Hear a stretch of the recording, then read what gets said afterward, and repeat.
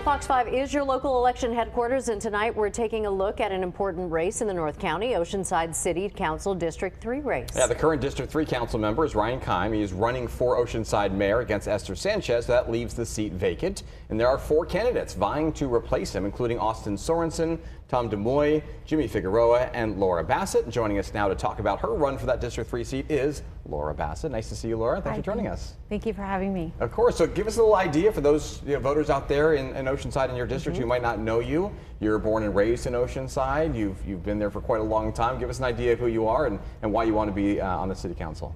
Yeah, so as you mentioned, I'm born and raised. I grew up there, went away to college for a few years, came back, raised my family. I'm a mother of 6, been married 31 years. I actually live in the same house I lived in since 6th grade. Wow. So very involved in the community with the Chamber of Commerce, with my kids all did theater, so very, very involved in that aspect of the community. And now that my children are out of the house and grown and contributing to society, as they say, I feel like, Oceanside's I love my city. There's been a lot of great things going on, but there's a lot of complex issues that we have to deal with that the voters are concerned about. And I feel, with my business background and my ability to lead in the community, that I'm the most qualified to come in and help solve those problems. Well, let's talk about that. Let's talk about the economy. What would you do to help support small businesses in Oceanside? Yeah, so being a small business owner, it's a unique position because I'm the only one running that actually, I believe, ever owned a business. So I understand what it means to, make a payroll and keep people going. And I think that our businesses need the support of the city by making it easier to run a business, whether that's starting a business or deregulating some of the fees and the costs to open a business.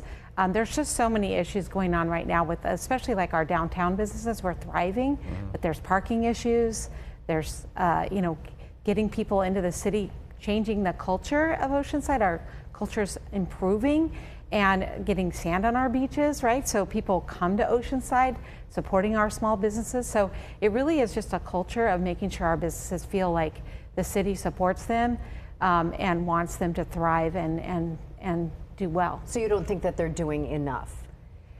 I know the city is not in the business of running businesses, but I think that we as a government tend to get in the way a lot of times, and I think we need to learn how to get out of the way of letting businesses and entrepreneurs take over. So not that we're doing a terrible job, but I'm sure we can improve the process of becoming a business, permitting, supporting businesses. So I wouldn't necessarily say we're doing a bad job. I just think we can always do better. So you mentioned a few things there as far as the Oceanside are starting to thrive in new ways in the last few years, especially through some small businesses. Give us an idea what you think is going really well with Oceanside in recent years, and one thing in particular you think, man, we really got to change that. Yeah, obviously our downtown has completely been transformed. Our fire department's doing well. Police and fire, but mostly our fire department has been transformed recently. We've added an EMT program, which has really helped. We've added a new main fire station. I think we need to continue to support our firefighters.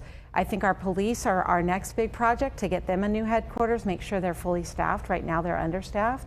Again, downtown is great, we're growing, but I think we need more affordable housing, right? We need more opportunities for people to live affordably in Oceanside. Many of our first responders don't even live in Oceanside, right? They can't even afford to stay there. And I think we need to figure out ways to make housing more affordable for them. Again, that's a complex issue, but it really comes down to building more for all levels of income. Let me ask you, as far as the homeless is concerned, that's a major issue that's going on there. I know that they just voted about the encampment ban there in the city of Oceanside. Talk to me about what you would do and what needs to be done. Yeah, so obviously the homeless issue is it's multi-layered, right? We have those that want help or are on the verge of needing help, and we need to make sure we're focused on them, maybe even before they end up in the homeless. We've created a navigation center, which has been a huge impact to help people transition that have fallen on hard times.